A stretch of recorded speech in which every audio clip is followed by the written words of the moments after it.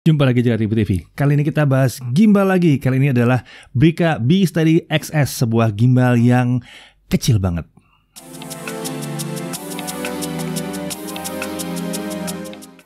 Oke, sebelum kita mulai bahas mengenai gimbal yang satu ini, kita bahas mengenai Bricanya sedikit ya. Ini adalah brand kamera digital dan aksesoris yang berasal dari Taiwan. Dia udah hadir resmi di Indonesia sejak tahun 1995. Produk kita macam-macam, ada action cam, ada drone, ada gimbal. Akhir-akhir ini yang ramai dibahas ya, ada IP kamera, ada 360 kamera, dan banyak lagi deh. Pokoknya terkait kamera-kamera gitu deh. Dan yang jelas dia sudah cukup lama ya, sejak tahun 95 di Indonesianya gitu ya. Nah, buat tahu lebih jauh lagi, tinggal cek ke brica.co.id. Nah, yang sekarang kita bahas ini adalah Brica B-Steady XS yang baru ya. Tagline-nya adalah Ultralight Smartphone Gimbal. Isi boxnya kurang lebih seperti ini. Ada unit gimbalnya, ada kabel USB-A to Type-C, ada pouch, ada hand strap, ada user manual, dan ada kartu garansi di sini. Untuk desain gimbal ini sangat kecil dan compact banget ya. Beratnya cuma 259 gram, jadi ringan. Ini termasuk baterai loh udah ya. Foldable, jadi emang bisa dilipat, dan dimensinya ringkas. Memang materialnya bagian luarnya adalah plastik. Jangan protes, karena kalau kalian ada di negara-negara yang dingin, yang bisa jadi dingin, yang ada musim dinginnya, plastik ini sangat berguna sekali. Kalau pakai besi itu luar biasa dingin kalau dipakai di luar ya. Oke, kita lanjut ke spesifikasinya. Baterainya adalah baterai 2000 mAh built-in. Berat handphone yang bisa diterima maksimum adalah 280 gram. Di sini saya taruh sebuah S20 Ultra lengkap dengan casing-casingnya. Ini sudah hampir mencapai 280 gram dan ini hidup ya. Buktinya dia stabil berdiri di sini. Nih, tuh. Dia stabil di sini ya. Oke, untuk lebar smartphone antara 5,5 sampai 9 cm. Kemudian Bluetooth-nya adalah 4.2 dan dia bisa panning 320 derajat, tilting 320 derajat, rolling 320 derajat dengan daya tahan baterai sampai dengan 8 jam. Untuk temperatur penggunaan itu ruangannya ya atau cuaca udaranya sekitar minus 10 derajat Celcius sampai dengan 45 derajat Celcius. Untuk device yang disupport bisa iPhone, keluarga iPhone, iOS 10 ke atas atau Android. Nah, untuk komponen gimbalnya kurang lebih seperti ini.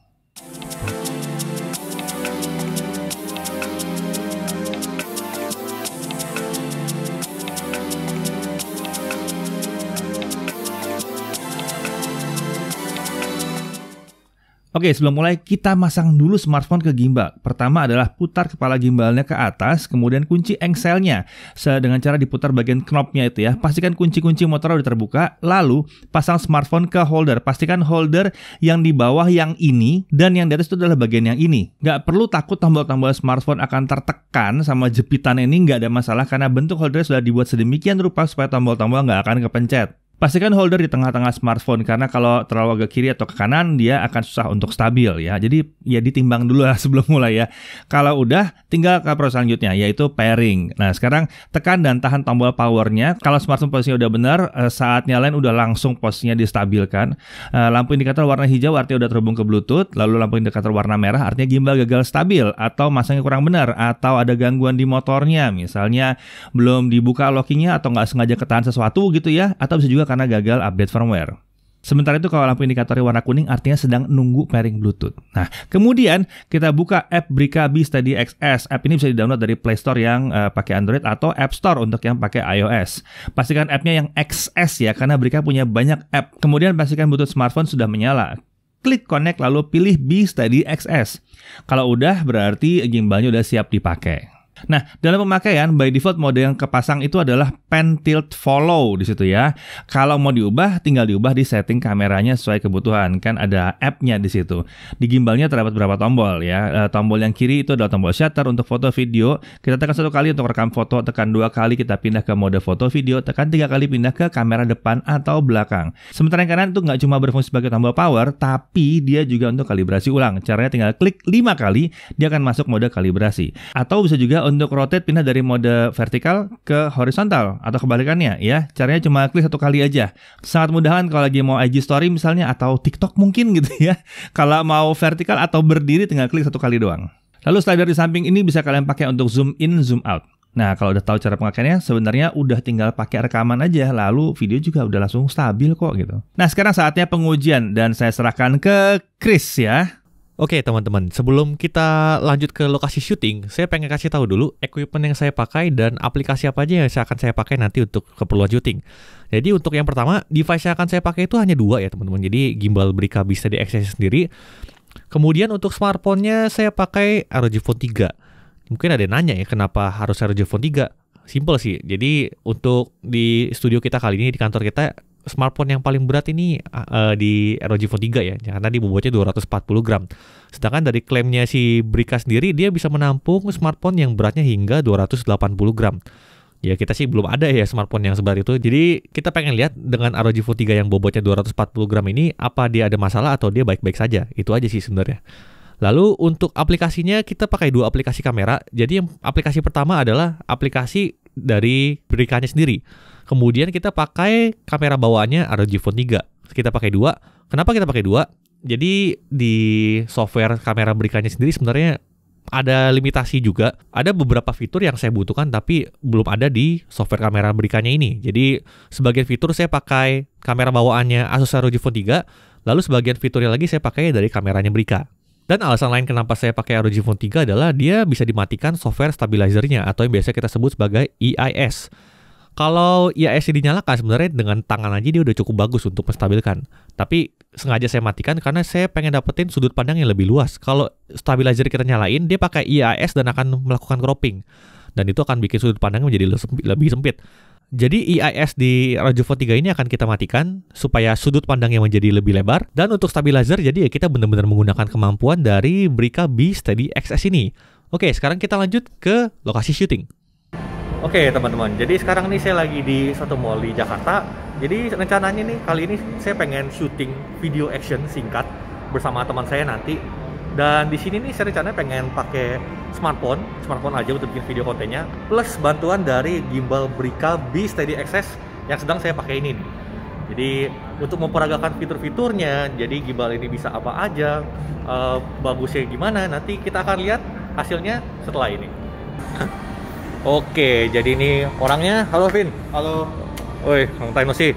Halo, iya. Oke, teman-teman. Jadi di sini nih saya udah sama teman saya, Kevin Kendrata. Ini professional yo player nih, teman-teman. Jadi mungkin teman-teman ada yang masih belum tahu itu kalau permainan yoyo itu udah bukan kayak zaman dulu lagi, cuma naik turun ya Vin ya. Iya, dulu. Sekarang nih udah menjadi suatu hobi yang keren banget teman-teman. Jadi ada perlombaannya, ada freestylernya. Dan Kevin ini nih udah sampai ke Asia Pasifik Kevin, udah ikut lomba sampai Asia Pasifik. Jadi ini bukan kaleng-kaleng nih skill ya teman-teman. Nah di kesempatan kali ini nih saya pengen rekam dia, saya bikin video action dia main yoyo ini ceritanya, dan sambil memperagakan fitur-fitur yang diberikan oleh Brica B-Steady XS ini nih. Udah ready Vin? Siap. Oke, yuk ini dia videonya.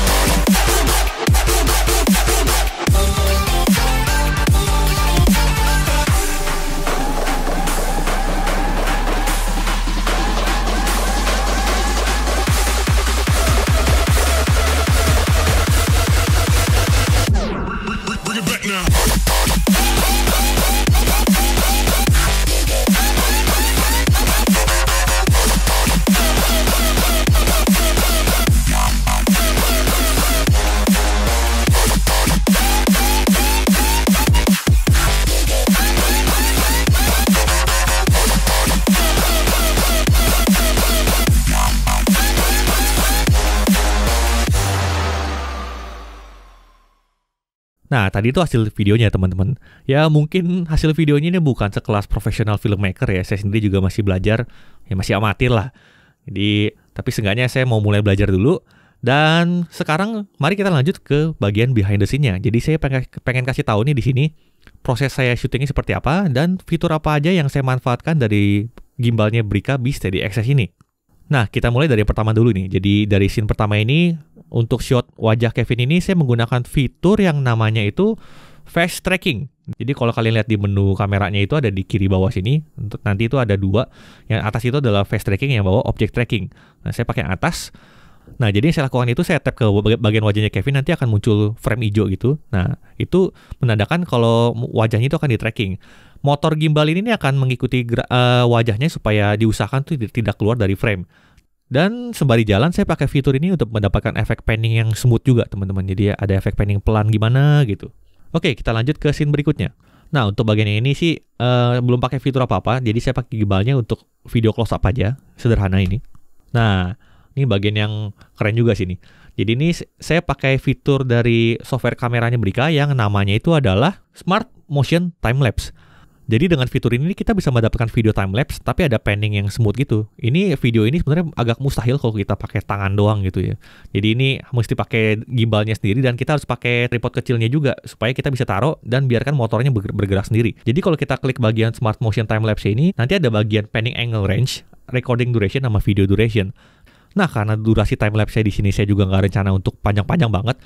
Jadi untuk panning angle-nya itu saya setel di 90 derajat aja. Ada opsi lain sih 120 sama 180. Tapi untuk keperluan video ini saya pakai 90 aja. Dan untuk recording duration-nya saya setel di 15 menit. Dan hasil akhir time lapse itu adalah 15 detik, teman-teman. Jadi ini saya taruh gimbalnya seperti ini, saya berdirikan, saya nyalain fitur ini, lalu udah nanti motornya bergerak sendiri sambil melakukan time lapse. Dan ini 15 menit ya, jadi saya mesti tungguin terus. Oke, kita lanjut. Dan untuk yang bagian ini saya coba gunakan fitur dari software kameranya Brica, yaitu fitur yang namanya object tracking. Kalau yang di awal tadi saya menggunakan fitur face tracking untuk tracking wajahnya si Kevin ini. Jadi cara kerjanya adalah saya tap di layar dan saya framingin objek apa yang pengen di tracking. Jadi kalau di sini kan ceritanya yoyonya nih. Jadi saya track di bagian yoyonya, nanti gimbalnya ini akan mengikuti pelan-pelan. Mirip cara kerjanya seperti yang face tracking tadi. Bedanya ini pakai objek aja, bukan orang. Untuk yang ini shot biasa aja, cuman di sini saya mencoba menggunakan joystick dari gimbal Brica B-Steady XS ini. Dan ini agak sedikit tricky memang. Ketika pakai joystick ini, kalau kita terlalu keras ke atas gitu, pakai joysticknya dia akan gerakannya terlalu cepat. Jadi kita mainin joystick itu di slide ke atasnya pelan aja supaya dapat efek panningnya tuh dari bawah ke atasnya lebih smooth gitu. Kadang kalau kita terlalu kencang jadinya terlalu cepat. Nah, untuk yang ini saya mencoba merekamnya dengan mengelilingi si Kevin dan saya gunakan kamera ultrawide di sini. Jadi kalau kalian lihat nih emang sudut pandangnya menjadi lebih lebar sengaja. Nah, kemudian untuk bagian yang ini saya menggunakan kamera bawahnya ROG Phone 3. Saya rekam di 4K 60 fps. Jadi untuk kamera Bricanya sendiri belum mendukung untuk perekaman 60 fps ya di Android sayangnya. Jadi untuk melakukan 60 fps saya pakai kamera bawahnya ROG Phone 3. Jadi kenapa saya rekam di 4K? Tujuannya adalah saya pengen melakukan zoom in tanpa mengurangi kualitas videonya. Nah, untuk di bagian ini saya slow down 50%. Jadi ini salah satu alasan kenapa saya shoot di 60 fps supaya slow motionnya itu lebih smooth. Nah, kemudian di shot yang ini saya menggunakan fitur dari software kameranya Brica, yaitu namanya adalah panoramic video. Jadi ini saya taruh di tengah taman, lalu saya biarin nih kameranya dan gimbalnya ini berputar sendiri. Jadi kalau kita klik di panoramic video, kita start, nah, nanti kameranya akan muter seperti ini nih teman-teman. Jadi begitu dia hitungan 3, 2, 1 dia akan muter seperti ini. Diamin aja udah. Nanti hasil video akan seperti tadi. Nah, di bagian yang ini nih agak tricky juga nih. Jadi panoramic video itu saya pakai nggak cuma untuk bikin panoramic video dari tengah taman gitu aja.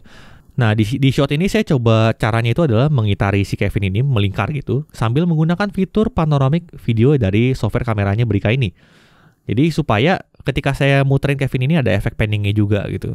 Jadi panoramic video ini bisa diakalin untuk konsep seperti ini juga. Nah, di shot ini saya menggunakan fitur dari software kameranya Brica. Ini adalah dolly zoom. Jadi kalau kalian masuk ke bagian momen tadi itu, kalian bisa pilih bagian dolly zoom. Ini untuk membuat efek backgroundnya itu seakan-akan bergerak, tapi si Kevinnya ini tetap diam di tempat. Cuman keluhan saya di software kameranya Brica ini adalah zoomingnya masih kurang smooth. Kalau kalian lihat di previewnya, di preview fiturnya itu zoomingnya bisa smooth.